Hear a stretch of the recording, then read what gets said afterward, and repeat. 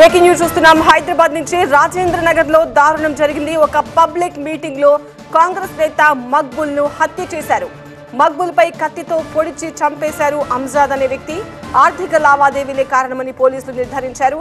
మృతదేహాన్ని ఉస్మానియా హాస్పిటల్ కు తరలించారు.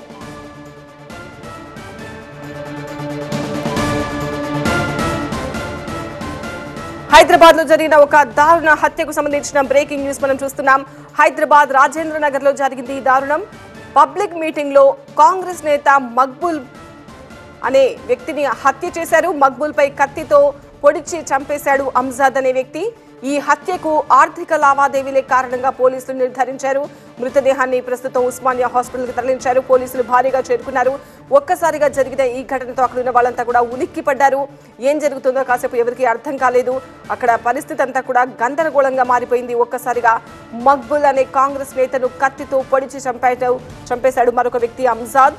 ఆర్థిక లావాదేవీలే ఈ హత్యకు కారణమని పోలీసులు నిర్ధారించారు. హైదరాబాద్ రాజేంద్ర నగర్ లో జరిగింది ఈ హత్య. రాజేంద్ర నగర్ లోని ఆ పబ్లిక్ మీటింగ్ జరిగిన ప్లేస్ నుంచి మనం దృశ్యాలు చూస్తున్నాము. పోలీసులు అక్కడికి భారీగానే చేరుకున్నారు. ఎంక్వైరీ చేస్తూ ఉన్నారు. ఏం జరిగింది, ఎలా జరిగింది, ఒక్కడే ఈ హత్య చేశాడా, ఇంకా ఎంతమంది వచ్చారు, ఇలా అన్ని కోణాల్లో పోలీసుల దర్యాప్తు అయితే కొనసాగుతోంది. మక్బుల్ పై కత్తితో దాడి చేసి పొడిచి చంపేశాడు అంజాద్ అనే మరో వ్యక్తి.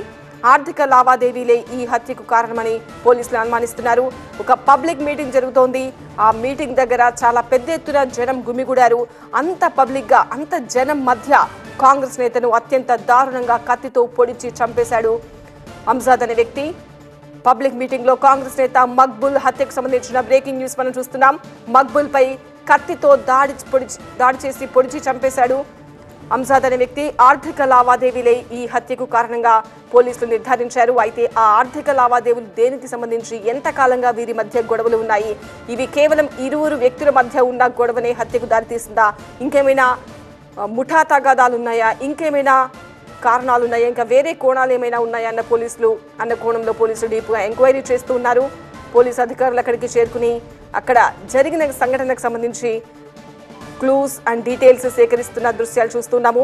పెద్ద ఎత్తున పబ్లిక్ గుమిగూడారు. ఈ హత్య తర్వాత ఒక్కసారిగా అక్కడ పరిస్థితి అంతా కూడా గందరగోళంగా మారిపోయింది.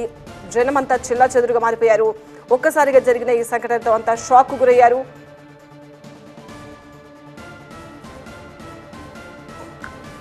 స్టేషన్ లిమిట్స్లో ఇందిరానగర్ అనే ఏరియాలో ఒక చౌరస్తాలో ఈ చనిపోయిన ఒక అతను మక్బూల్ అని, తర్వాత అబ్రార్, మనోజ్ కుమార్ అని ముగ్గురు కూర్చొన్నారు చైర్స్లో. కాంగ్రెస్ పార్టీ ఆఫీస్ పక్కన చౌరస్తాలో రోడ్డు మీద కూర్చొని ఉన్నప్పుడు 8:40 టైంలో ఇదే ఏరియాకి సంబంధించిన అంజద్ అని ఒక అతను వచ్చేసి డైరెక్ట్గా వచ్చి అతన్ని స్టాప్ చేయటము, అతన్ని హాస్పిటల్ షిఫ్ట్ చేస్తే ఆ మక్బూల్ చనిపోవడం జరిగింది.